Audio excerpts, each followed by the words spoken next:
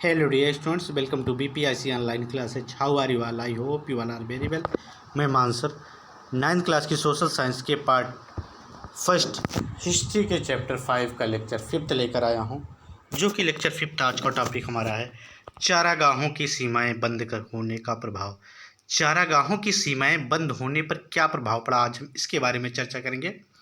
जिससे 19वीं सदी में अफ्रीकी चलवासी जनजातियां जो थी, आज यहाँ तो कल वहाँ, जैसे चारागाह की खोज में पर्वतों पहाड़ों पर चली जाती थी। फिर ठंडियों में वो शुष्क क्षेत्रों अर्थात जहाँ पर गर्मी होती थी वहाँ चले जाते थे। तो 19वीं सदी में अफ्रीकी चलवासी चरवाहे चारागाहों की खोज में एक बड़े क्षेत्र में घूम फिर सकते थे। चारागाह की चलवासी जनजातियां जो थी, चारागाह की खोज में एक बड़े भूभाग क्षेत्र में घूम फिर सकते थे। जब एक स्थान पर घास समाप्त हो जाती थी तो चरवाहे अपने पशुओं को चराने के लिए किसी अन्य क्षेत्र में चले जाते थे। परंतु 19वीं सदी के अंत में औपनिवेशिक सरकार ने उनकी गतिविधियों पर प्रतिबंध लगाना, उनकी जो चारागाहों की गतिविधियां थी, जो चारागाहों की खोज में एक स्थान से दूसरे स्थान पर चले जाते थे, औपनिवेशिक सरकार ने उनकी चलवासी जनजातियों की जो गतिविधियां थी उस पर प्रतिबंध लगाने शुरू कर दिए। प्रतिबंध फर्स्ट पॉइंट है। प्रतिबंध का मतलब रोक लगाना शुरू कर दिया। नंबर 1, विशेष अनुमति के बिना वे अपने पशुओं को बाहर नहीं ले जा सकते थे। विशेष अनुमति की जब तक सरकार से उसे अनुमति, चलवासी जनजातियों को जब तक सरकार से अनुमति नहीं मिलेगी, परमिशन नहीं मिलेगी, वे अपने पशुओं को बाहर नहीं ले जा सकते थे। उन्हें अनुमति प्राप्त करने के लिए अधिकारियों के आगे गिड़गिड़ाना पड़ता था।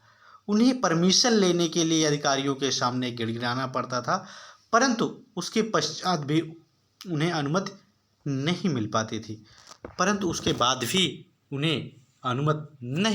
थी।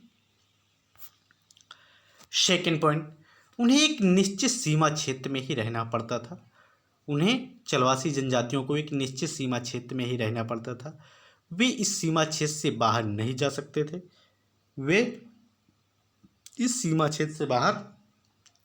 सकते थे।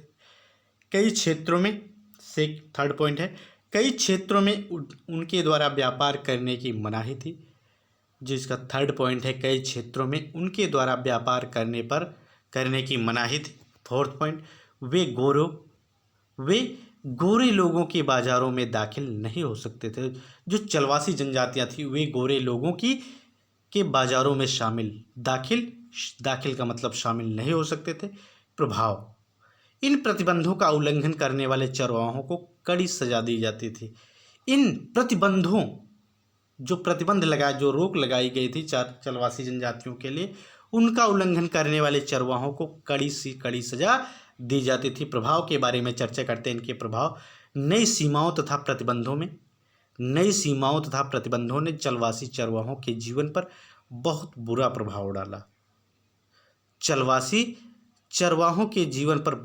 प्रभाव डाला। उनकी पशुचारणिक गतिविधियों के साथ साथ व्यापारिक गतिविधियों पर भी प्रतिबंध लग गए। उन्हें यूरोपीय शासकों तथा गोरों की घृणा का पात्र भी बनना पड़ा। इसका कारण यह था कि गोरे शासक उन्हें खतरनाक तथा असभ्य लोग मानते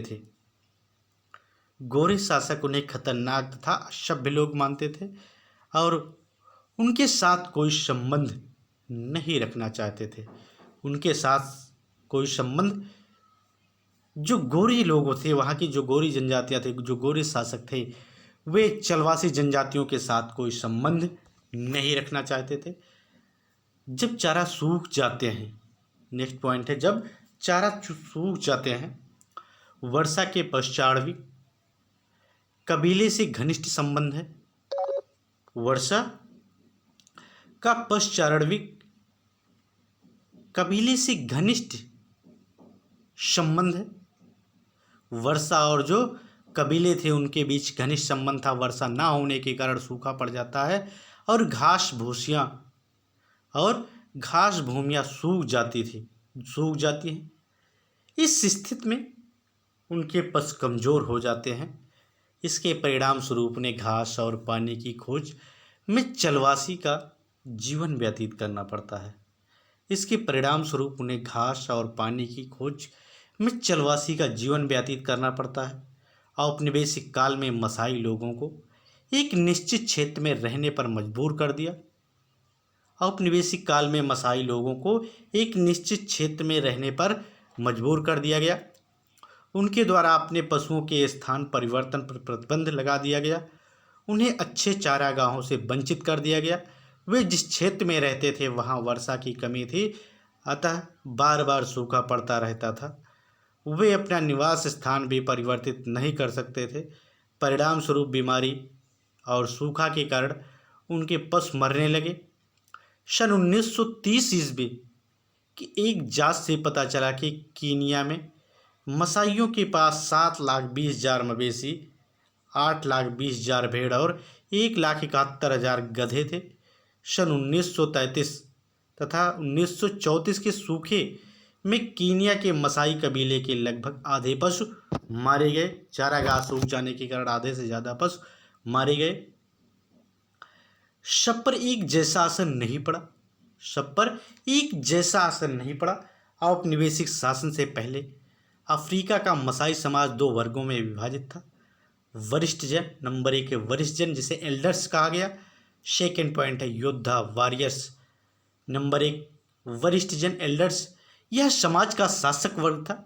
जो एल्डर्स अर्थात वरिष्ठ वर्ग था, यह समाज का शासक वर्ग था। वे समय समय पर सभा बुलाते थे। जो शासक वर्ग था समय समय पर सभा बुलाते थे।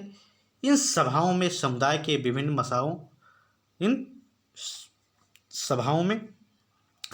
के विभिन्न मामलों के फैसले के लिए जाते थे और आपसी झगड़ों का निपटारा किया जाता था। सेकंड है योद्धा, वॉरियर्स। योद्धा वर्ग में ज़्यादातर नवयुवक सम्मिलित थे।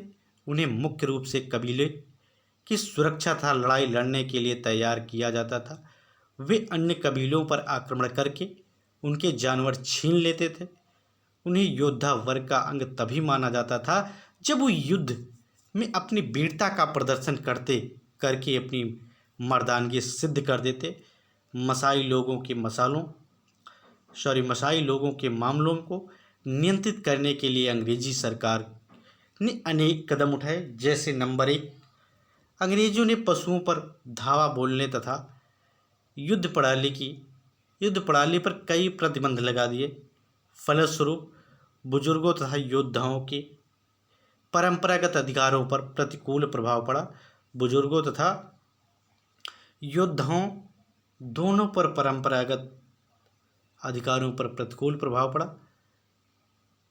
Thank you class. इसके आगे का नेक्स्ट पार्ट नेक्स्ट वीडियो में लेकर आएंगे। Stay home and be safe.